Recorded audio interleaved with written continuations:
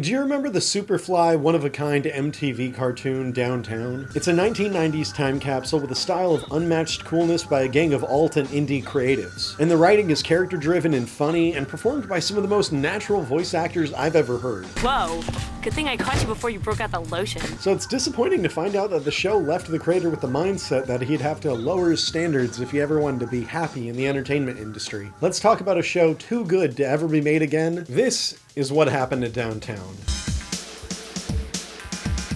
In 1991, MTV would launch its first animated program titled Liquid Television. Licky Telly showcased numerous short animations by various creators and ran for 3 seasons, ending in 1995. It was revived in 2014 for a season 4, but I don't care for this video. Liquid Television was notable as being where Beavis and Butthead would premiere, the featured shorts becoming so popular after being featured in season 2 that in 1993 it was made into its own series. And along with Beavis and Butthead, MTV founded its own in-house animation company, MTV Animation. MTV Animation would proceed to support creators with distinctive styles through shows like The Head, Aeon Flux, Daria, and the topic of today's video, Downtown. Yeah, you're all a bunch of know-it-all, overeducated atheist, pervert, Donald Trump wannabes. I know I am. Which is going to be one of the most chill and laid-back shows you're ever going to have the pleasure of watching. In fact, the show is so chill that the creator wanted to chill instead of actually making the show. The creator being Chris Prynoski, who at the time was a young animator working at MTV on Beavis and Butthead and Daria. And he was complacent with his job.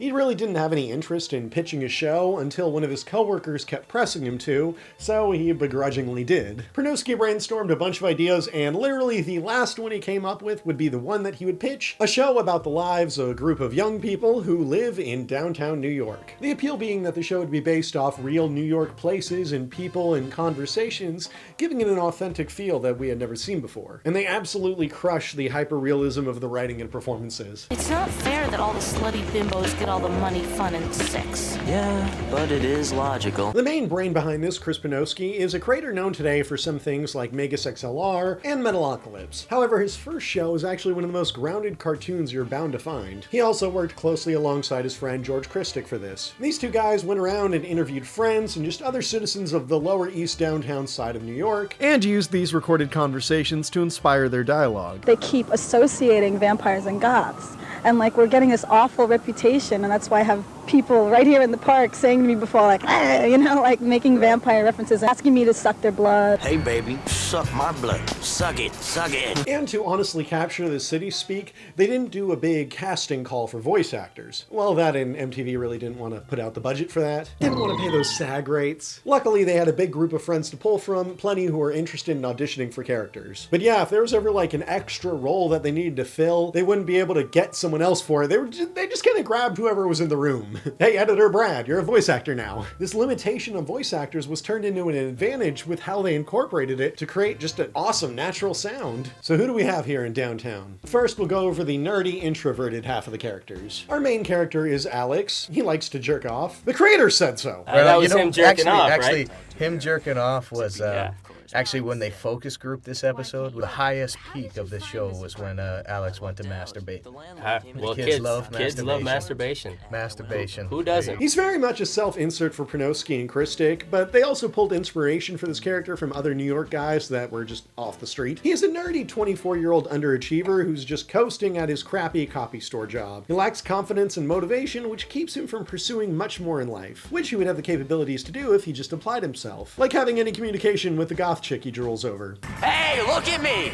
Alex Henson, Manhattan's #1 loser! But all in all, he's not a cynical protagonist, especially showing care for his sister, even if it is tough love. Just because we're not, like, hip or trendy or anything like that, does it really mean we gotta, like, spoil everyone else's lives? Do you want to spend the rest of your life being forced to listen to this crap? Do I have to sing the techno to you again? Then we have Jen, Alex's best friend, who brings a much different vibe with her brash, sniping sarcasm. She lets what's on her mind be known no matter who takes offense. I was enjoying myself until you turned into the Rudy Giuliani of board games. Oh yeah, and Jen is chubby.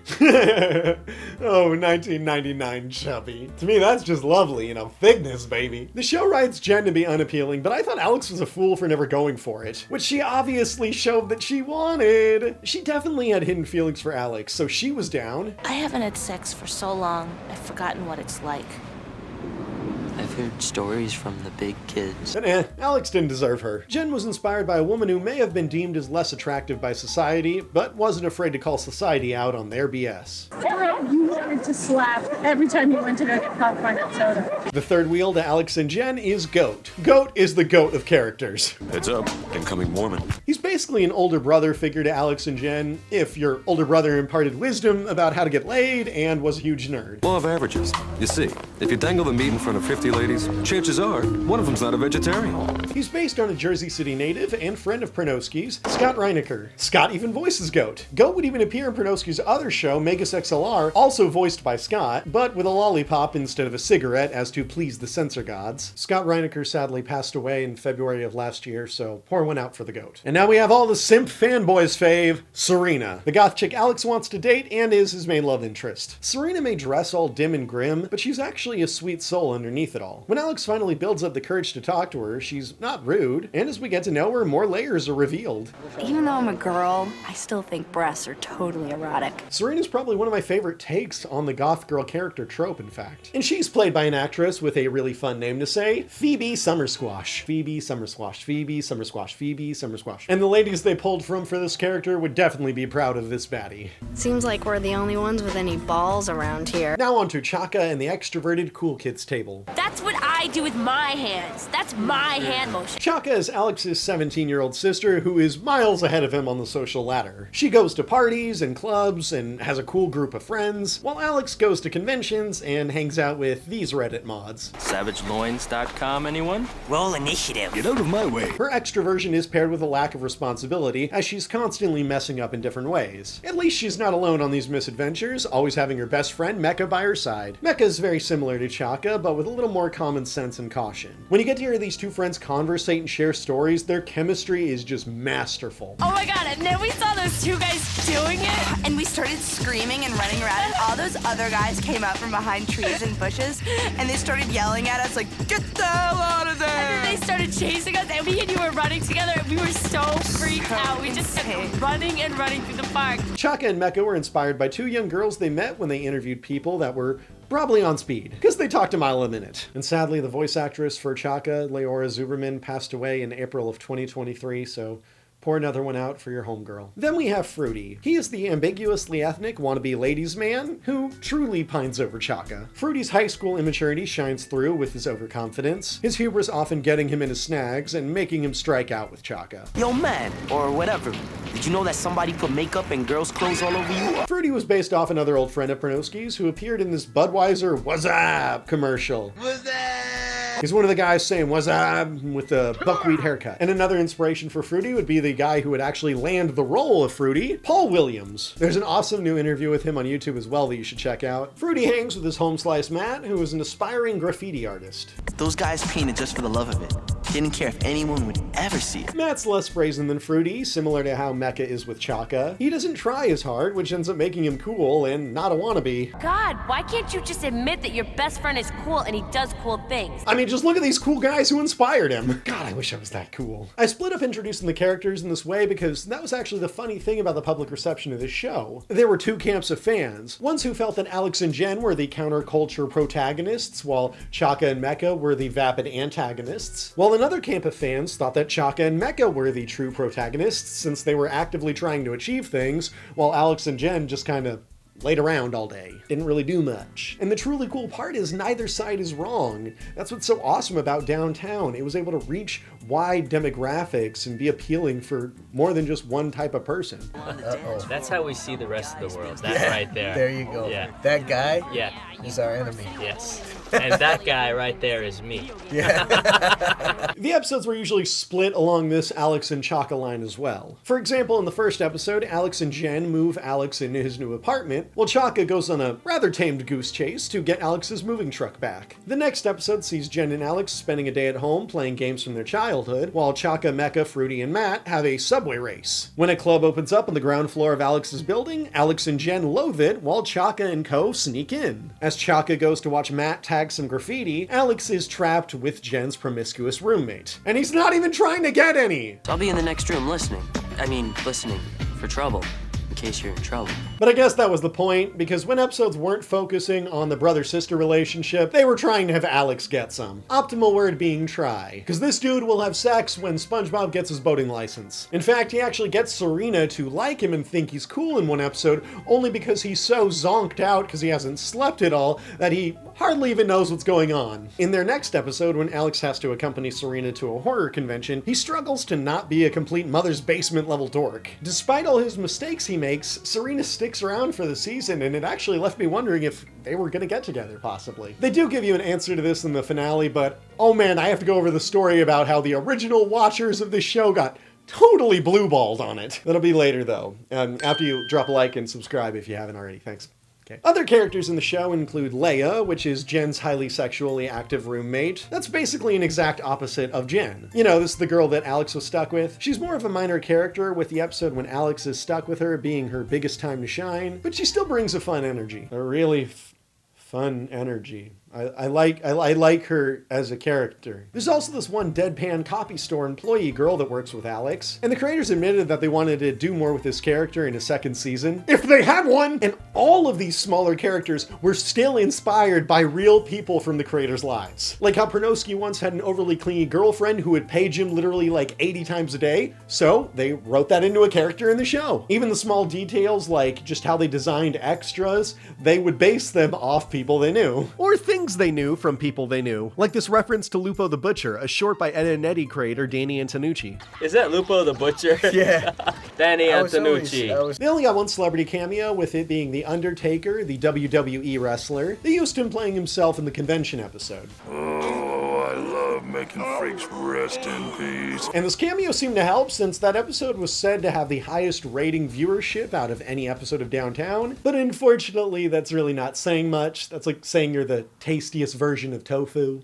It's still not that good. Tofu's not good. You're lying. You are lying. Oh, but hilariously enough, they did get an unintentional celebrity cameo, since they had a unfamous Pedro Pascal provide the voice for one of the characters. You know, the guy from Game of Thrones and The Last of Us? Yeah, I do know. They got him when he was a nobody. Downtown was an artistically trailblazing show, actually being one of the first ones to utilize digital ink and paint. Prynoski recruited the New Zealand-based company Slightly Offbeat Studios to pull this off. The crew also delved heavily into the New York Illustrator pool for background painters that provided some unconventional yet dope backgrounds. Also, if you ever watch the DVD commentary, it is hysterical how much Prynoski just wants to be a background painter.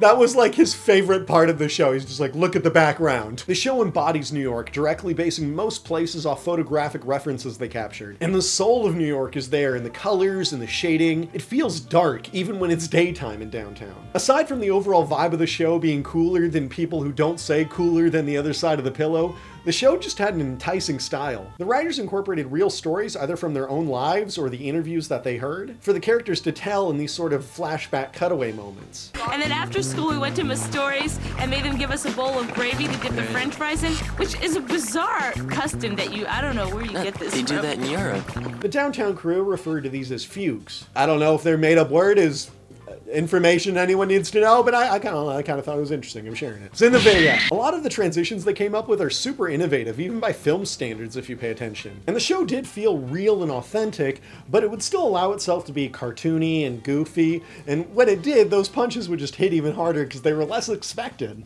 Well, if you're not a hooker, and you're not a hooker, then where the hell are all the hookers?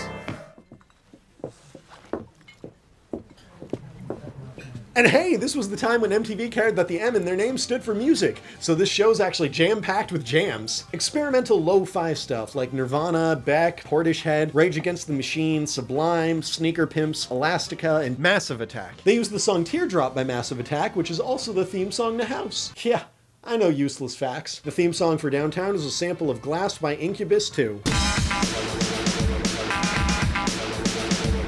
And I'm sure this will be super shocking to hear, but the show contains numerous references to real-life properties from the 1980s and 90s. Like in an episode when Alex and Jen spend their whole day playing games from their childhood, they're homages to actual games nostalgic to Prynoski and crew. Downtown included Easter eggs to actual comic books and arcade cabinets. This guy is straight up wearing an Eon Flux shirt. The staff gained permission in order to have Jen sing I Got a Feelin' Somebody's Watching Me. I always feel like somebody's watching me, and they're watching you, miss. I'm not wearing a bra, even though I certainly need one. as well as to use Cookie Monster's name and likeness. It's Cookie Monster. You know, C is for cookie. Yeah, C is for cookie. C is also for chicks will think you're a loser if they see that thing on your bed. They're almost 100% sure the Sesame Street people did not read the script. Miraculously, they didn't get sued by Star Trek for doing this without permission, though. Essentially, if you're an 80s kid, this show's gonna give you a nostalgia boner. Because I wanted it to have that kind of like Scooby-Doo style appeal that 20 years from now, in the year 2020, yes, people will be saying that show is so 1999. And I hope that happens. I think you did it. Achievement unlocked, good sir. Downtown was a passion project for Chris Prynoski, George Christic, and obviously many others who worked on it. It just wasn't a passion for viewers back in 1999. I mean, it would have been if they had tuned in and gave it a watch, but alas, can't change the past. The lack of viewership would make MTV not even want to properly air the final 13th episode of the show, Trip or Treat. Remember how I told you original fans got blue-balled? This is what I meant, okay? The whole romantic arc between Alex and Serena gets wrapped up in the finale, and no one got to really see it if you were trying to keep up with the show at the time. They like randomly aired it months later at midnight. So, like, I just would have been ticked off as a fan. It's a good thing I was 4. Frankly, sir, I find your impertinent countenance quite tiresome. I just feel like Downtown was too good for MTV. That network always gets brilliant properties that flop. Clone High, Zack Stone is gonna be famous, Downtown. I believe the creators were self-aware enough to read the writing on the walls. They could smell the cancellation coming. But it did sound like there were plans for an official DVD release that got scrapped. I'm assuming it was another case of those music rights for the DVD costing too much to get. Either way, that would leave the official Downtown home release to never happen. But the unofficial one, on the other hand, George Christic, the story editor, elected to take on the responsibility of just putting out the DVDs on their own. Him and Prynoski got together and did DVD commentary over the entire first season, all 13 episodes, and compiled them into a set for people to buy. And they were able to do this legally because they weren't selling you the DVDs, but they were selling the box around the DVD. They make jokes in the commentary that they'd be shocked that anyone even wants to buy that. But nowadays, this is like lost media gold. Again, thank you to the community for keeping this content alive by posting it on YouTube. During the recording of the commentary tracks, Chris seems rightfully bitter about how he was treated with Downtown and forced to adapt his work style. As he put it, kids, if you want to make money, it's about 2 things: fighting and freaking. They jokingly mock themselves for attempting to do things like character development and innovative transitions. Then when you look at his other work like Megas XLR, it definitely feels more commercial. Hold it! If you check out what Prynoski's been up to currently, he's executive producer on The Legend of Vox Machina, a highly acclaimed adult animated cartoon on Amazon. But Vox Machina, we fuck shit up. It's gotten renewed for a 3rd season, and it's getting well received. Perhaps Prynoski's finally found that fine line after all these years between commercial and art. Leave a comment if you want me to check it out and see. But damn, it was wonderful to see what you can come up with when you don't have to walk that line between commercial and art. Throwing all inhibition to the wind and allowing itself to just exist. Yet ironically enough, these laid-back creatives, when they were given full control over what they were allowed to do, strive to create the actual best product possible. True, there are animation errors, but I still think Downtown was perfect in a way. It encompassed a specific era in time, but feels as though it can be appreciated in any time, even without the inclusion of fighting or freaking. Thank you again to YouTuber's name, who I forgot to put in the script. And if you found my video interesting, there's actually a lot of content on Downtown currently being uploaded to YouTube. Interviews with the cast, some icebergs that go over more information than I was able to cover here, or you can just go watch that commentary with them talking all about it. It's some cool stuff. So I don't know what you're waiting for, okay? Seriously, go watch them, like, right now. Just do it. Go watch them this moment. Don't do it. Wait, no, wait, like and comment and